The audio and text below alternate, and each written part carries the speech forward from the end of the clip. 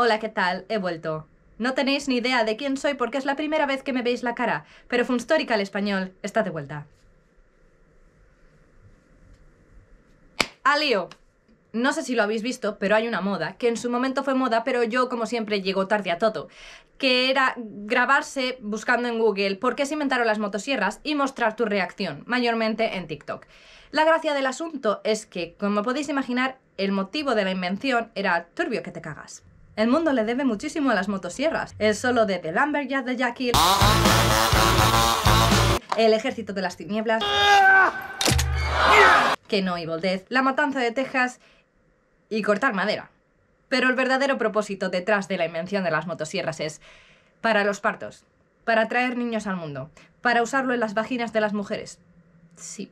Pero no hablamos de una cesárea, que era la otra alternativa, y antaño las cesáreas se hacían de maneras aún peores. Vamos a empezar explicando lo que es una cesárea para quien no lo sepa. El Arrae We Trust. Parto por cesárea, parto que tiene lugar a través de una intervención quirúrgica que permite la salida del feto mediante una incisión abdominal y que se realiza cuando el parto vaginal no es posible por poder conllevar algún riesgo para la madre o el feto.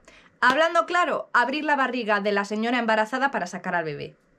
Ya está, eso es una cesárea. La palabra cesárea viene de la antigua Roma, del latín caedere, que significa cortar. Pero el origen del término no queda realmente claro.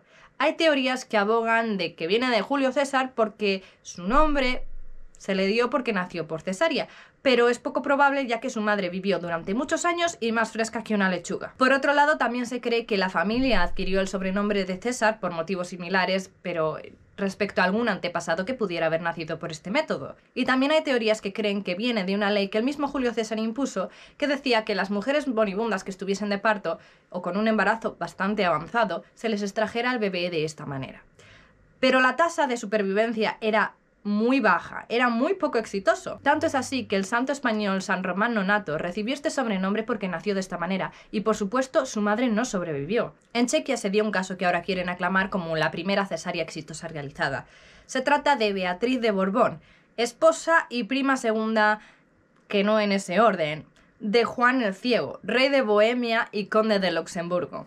Pero va a ser que no, porque los datos no tienen ni orden, ni sentido, ni nada de nada.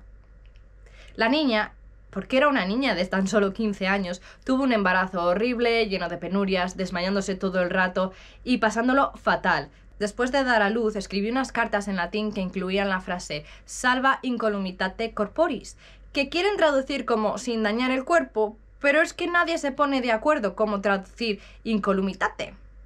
Y esto es algo importante para la historia. En las Gestes de Wabrand, un poema holandés medieval del siglo XIV, que se supone que narra la historia del ducado de Wabrand durante los siglos XIV y XV, hay una línea que dice «le habían cogido el bebé del cuerpo». ¿Me he leído yo las Gestes de Wabrand? Pues no, ni vosotros, porque son 7 tomos. No hay quien lo encuentre y menos traducido del holandés medieval. Pero bueno, que hay fragmentos por ahí. Y el autor de los 5 primeros tomos, Jan van Del, o como narices se diga, conocido como Jan el Clérigo, también se pone a hablar de Dios y ángeles, ¿vale? Y también hace guiños a Julio César, como nacido por la cesárea. Y ya hemos dicho que Nanay de la China con Chin Chin. Antaño quedaba muy bonito glorificar de esta manera y dar como una especie de poderes divinos o privilegios a quienes iban a gobernar por motivos obvios. Así que nada, imaginación al poder en favor de la poesía. El caso es que hay un señor checo, un ginecólogo, Antonín Parizek, que basa su defensa en la línea de este poema. Y la frase de la carta de Beatriz, que algunos traducen como sin dañar del cuerpo, él y sus amigotes deciden traducirla como sin pasar de la vagina, solo para favorecer a la narrativa, y lo han publicado en el New York Times. Todo chulo. Y ya está. Ese es el único sitio donde lo han publicado y donde le han dado credibilidad. El resto han hecho copia y pega del bulo directamente del New York Times.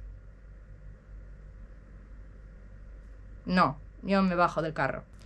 Un experto de verdad en historia ginecológica medieval, Mike van der Lugt, ha indicado que esto es pura retórica por parte de Antonín para indicar que el bebé en cuestión, Wenceslao, estaba destinado para ser rey con todos sus privilegios, para ser un rey de verdad.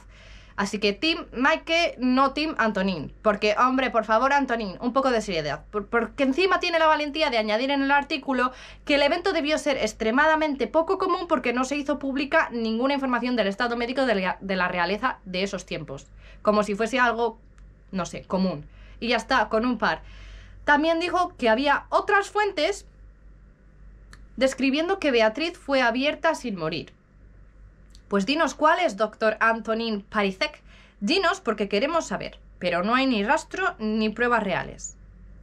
Da rabia, da mucha rabia, lo digo así con asquillo porque es que yo me he matado a investigar para traeros la mejor información que he podido y este papanatas es que ha soltado cosas inventadas porque no hay nada para contrastarlo. El tío se ha montado su película para hacerme perder a mí, el tiempo y tener un poquito de fama y poner en el mapa su país de esta manera. Es absurdo, es absurdo. El caso es que antes de que se trajese el nombre de Beatriz de Borbón a la mesa, ya había otra historia que se proclamaba como la primera cesárea exitosa en la historia en el siglo XVI. Se dice que Jacob Nuffer, un castrador de cerdo suizo, practicó la cesárea a su mujer. Y no solo dicen que salió correctamente, sino que dicen que la señora tuvo 5 criaturas, incluyendo gemelos. Ahí es nada. Y el bebé nacido, por cierto, fue tan exitoso que llegó hasta los 77 años. Nadie se lo cree. Porque de estos registros que se hicieron, pues que no lo toman como verídico, lógicamente. Pero bueno, es que nadie se quiere creer que un churumbel naciese y viviese 77 años cuando la gente de esa época llegaba más o menos hasta los 40 y da gracias. Da gracias. Total, que nadie se cree esa historia porque no tiene ni pies ni cabeza ni fundamento. Pero llega Antonin para desacreditarlo diciendo: ah, eso es muy poco probable porque yo comparo esta historia con Adán y Eva, así que no tiene ningún fundamento. Ah, claro, esta no, pero la tuya sí, ¿eh? Antonin Parizek, enemigo #1 ahora mismo de este canal. En Estados Unidos, otro marido sí que se encargó tanto de salvar a la mujer como al bebé. Fue el 14 de enero de 1794 por parte del doctor Bennett, que se lo practicó a su mujer Elizabeth. El parto se estaba alargando una barbaridad y estaba a cargo del doctor Humphrey, que expuso 2 opciones: o bien practicar una cesárea, salvar al bebé y que la mujer se quedase allí, o una craneotomía al bebé.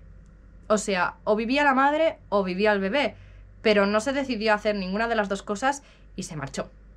Elizabeth, la madre, decidió elegir la vida del bebé, pero su marido dijo que no le daba la gana. Así que se montó una mesa de operaciones improvisada ahí, en unas tablas sobre unos barriles, cogió un cuchillo y se puso manos a la obra. Y le salió bien. Y ya que estaba en la faena, le quitó los ovarios a su mujer porque no quería volver a pasar por esa pesadilla nunca más. La mujer sobrevivió, fueron felices y comieron perdices. Este sí que es el primer caso registrado oficial con datos y todo que hay. Pero hay un plot twist, y es que el doctor Bennett nunca quiso publicar estos datos mientras él estuvo en vida, porque no confiaba que fuesen a creer la historia, así que se lo ocultó. La primera publicación que se hizo sobre este caso fue cuando ya el doctor Bennett había fallecido en The Southern Historical Magazine en 1892, o sea que pasó muchísimo tiempo hasta que fue público. Ya que estamos, voy a mencionar a James Barry, ya que hice un vídeo hace tiempo en el canal y lo podéis ver por aquí o lo que sea. Una doctora que se tenía que disfrazar de hombre para poder practicar medicina. El caso es que realizó la primera cesárea exitosa en África, por parte de una mano europea, que se sepa. Aquí dejo los detalles del vídeo de James Barry sobre su historia y le dais una visitita y un like y todo eso. Lo que nos queda claro es que las cesáreas antaño eran una verdadera salvajada. Muy pocas sobrevivían, los métodos eran barbáricos, las herramientas rudimentarias y además no había anestesia, ¿vale? O sea... Así que, dejando las cesáreas de lado, ¿qué es lo que queda? Que los niños saliesen por el agujero de siempre. Vaya, no queda otra. Pero si el bebé venía en una posición dificultosa, era grande o se atascaba, ¿cómo narices lo iban a sacar? Si no era por cesárea, pues haciendo un hueco, es que no había más. Tenían que abrir hueco ahí.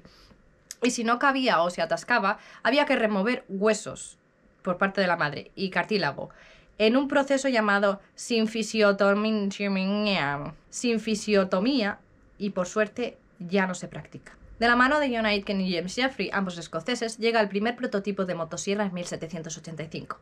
Ambos eran cirujanos top. El Dr. John Aitken era presidente de la Sociedad Médica de Edimburgo y el Dr. James Jeffrey, cuya especialidad era anatomía y botánica, lo enseñaba en la Universidad de Glasgow y tiene la cátedra escocesa más larga durante la friolera de 58 años, que se dice pronto. Este invento era una especie de sierra flexible con unos eslabones dentados sujeta entre dos mangos de madera. La inspiración para este diseño se basó en estos relojes de bolsillo, ¿sabéis? Con sus engranajes que se mueven con una ruletilla. Pues de ahí viene. Y si al principio todo esto, ya sabéis, al principio del vídeo os parecía una salvajada usar la motosierra con propósitos ginecológicos, seguro que tras haber escuchado todo lo que os he contado sobre la cesárea y partos y demás, esto os parece gloria bendita. Porque por aquellas el campo de la ginecología estaba maravillado, absolutamente atónito por este invento y lo que resultaba un avance tremendo comparado con los métodos anteriores. Es muy importante. Este cacharro, la verdad es que no se parece mucho a la idea que tenemos a día de hoy como motosierra, pero el prototipo desarrollado por el alemán Bernhard Heine en 1830 ya ahí sí que se acerca a algo más, sí. El instrumento recibió el nombre de osteómoto, diseñado para cortar huesos. La cadena se movía gracias a un manillar y hacía este proceso súper fácil en comparación al anterior. Durante el siglo XIX, este invento continuó mejorando tanto en estructura como en funcionamiento, pero fue eclipsada por un nuevo invento, la sierra flexible a mano de Leonardo Gigli, que toma su nombre. La sierra Gigli tiene un cable flexible que permite cortar huesos de una manera muchísimo más delicada y suave, y sobre todo, su coste de producción era muchísimo más barato. En 1905, por fin, empezó a utilizarse la motosierra para cortar madera y dejó de utilizarse con propósitos médicos. En 1918, el canadiense James Shand patentó una motosierra para 2 personas, que funcionaba con energía eléctrica y dependía de 2 generadores supertochos que debían transportarse con tractores. Muy poco práctico, pero revolucionario. En 1929 llegó la primera motosierra que funcionaba con combustible y que también la tenían que utilizar 2 personas y era súper pesada. La patentó Andreas Stihl, que también había patentado en 1926 otra motosierra eléctrica. Como podéis intuir, de ahí sale la compañía Stihl, que es muy pro y famosa por tema de herramientas y que a día de hoy siguen forrándose haciendo herramientas a cascoporro. En la década de 1959 llega la primera motosierra que sí que podía utilizar una sola persona, y siguió evolucionando y mejorando rápidamente hasta convertirse en una herramienta digna de ser el nuevo brazo de Ash Williams. No es broma, Ash Williams no existe y esto es un canal de historia. Bye.